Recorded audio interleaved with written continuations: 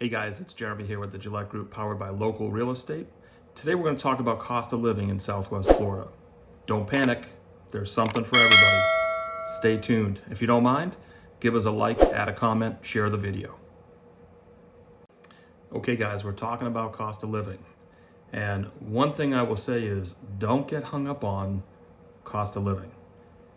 There's a price point for everybody here when it comes to housing, and the other things we're going to talk through: healthcare, food, transportation, some of the major categories we'll cover in the video.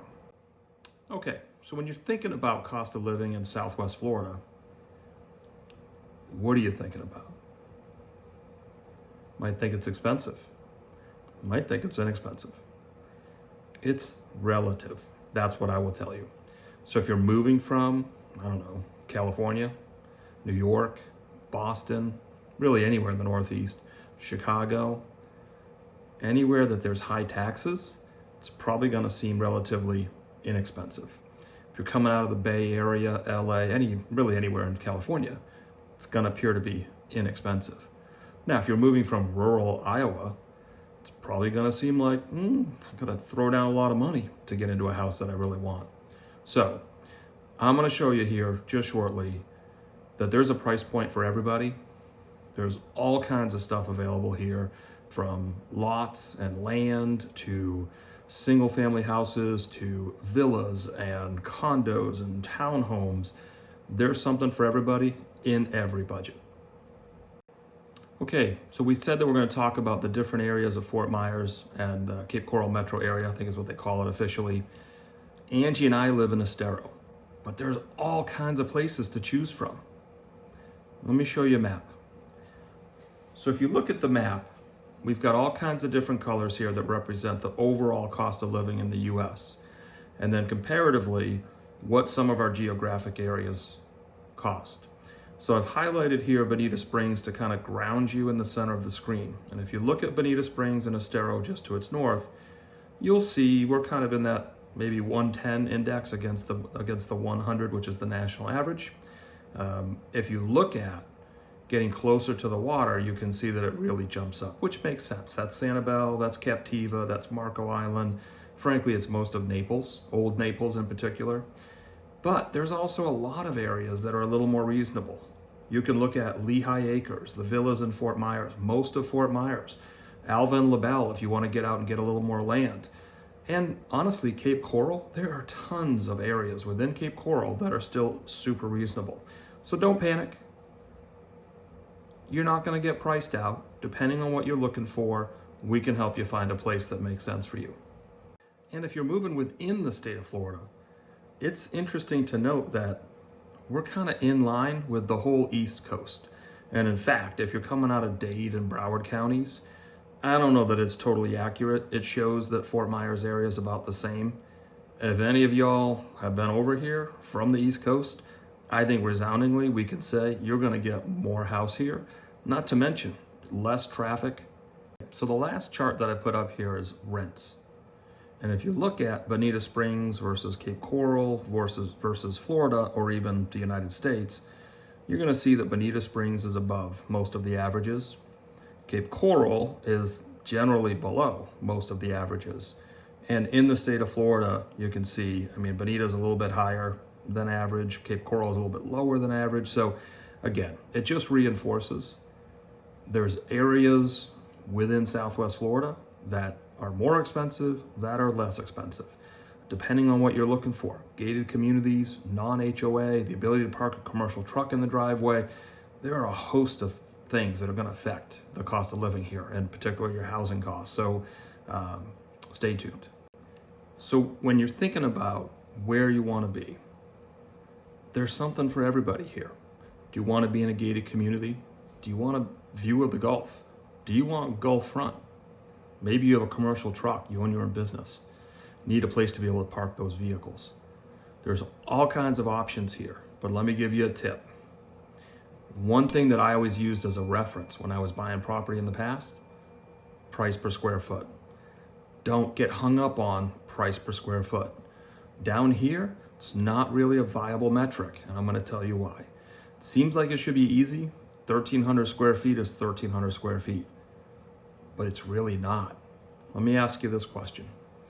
Would you pay the same amount for a 1,300 square foot Gulf front condo or a 1,300 square foot partial view of the Gulf, or 1,300 square feet in a gated community? Maybe it's 1,300 square feet just in a regular neighborhood, no HOA. Maybe it's 1,300 square feet, but it sits on 12 acres of land. You don't pay the same. Our area is so broad and so diverse, the only thing you need to think about is location. My general guideline to you to think about is the closer you are to the Gulf of Mexico, the more money you're gonna pay. And think about this. Within the same neighborhood, oftentimes price per square foot doesn't even relate. So think about, let's say you're looking at a golf course community. House A is 2,500 square feet, sits on a 1/4 acre. However, when you look out the back, you're looking at, I don't know, an island green on the 17th hole. And beyond that, you see fairways. And behind that, it's preserve. Maybe the next house you're looking at has a preserve view, but you don't have the golf, you don't have the water. Maybe a third option in the same community looks back at the clubhouse over water. And at night, it's all lit up and it's really mesmerizing. Or let's just say it's a corner lot. You look into the back of the house next to you. Again, don't only think about price per square foot when you're looking at houses here. Location, location, location. So the next thing we're going to talk about are taxes. Everybody loves paying Uncle Sam, right? Actually, Auntie Sam showed up when I looked for a little piece of clip art. Looks a little better than Uncle Sam. But everybody thinks about Uncle Sam when it's time to dip into your pocket and take your hard-earned money. Did you know there are 41 states that have an income tax? Florida is not one of them. So because only 9 states don't have an income tax, chances are you're going to be saving money when you move to Florida. Our real estate taxes are probably similar to less. In some cases, they may be more. Tennessee is really cheap. Texas is cheap. However, on the whole, because of only 9 states not having an income tax, you really should put more money back in your wallet. Chances are you just found between $500 and $1,000 a month that right now is in Uncle Sam's hat. What would you do with it? I got an idea. Put it towards the boat. Join a boat club. Join a golf club. I don't know. Stretch. Put it in your mortgage. Buy the house you didn't think you could afford. I may be biased. I like that option the best. Okay, folks, the next category, food and grocery. Yes, there's all kinds of options. We have Fresh Market, we have Whole Foods, we have Sprouts now. Frankly, Aldi's coming in. But really the only grocery store in town is Publix. There's a couple of Winn-Dixies and who knows what else. But Publix is the name in town. That's where you're gonna go get your groceries most likely. If you're not familiar with Publix, here's what I will say. It's probably similar to what you're paying, to maybe just slightly higher. However, they do weekly BOGOs. So here's a tip. If you're not familiar with the Publix buy one, get one, you will be. It's a whole host of things. Every week you walk in, it's something different. It could be chicken, it could be granola bars, it might even be beer sometimes, but it's always something. And the nice thing is, you don't need that silly card to swipe. Publix doesn't have one of their little membership cards where Big Brother gets to look at everything you purchase and then gets to sell you or send you personalized coupons. There's none of that. So here's the real tip. When Ben & Jerry's goes on BOGO, get you some. Although not the Tonight Dough. That's mine. Let's talk about transportation. I think you're going to find that our insurance here for cars is a little bit higher than what you've paid before. However, there's no excise tax in this state. We don't even have an annual sticker, you know, where they put the thing up your tailpipe and they figure out how much emissions is blowing out the back end. Sure, we may cough a little more down here on occasion because that truck goes past you and you're in your convertible because it's, 80 degrees and sunny outside.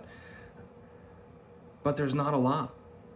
In fact, we don't even have a single toll road in this area. The only thing we have is to cross the bridge. That's to go into Sanibel or to go into Cape Coral.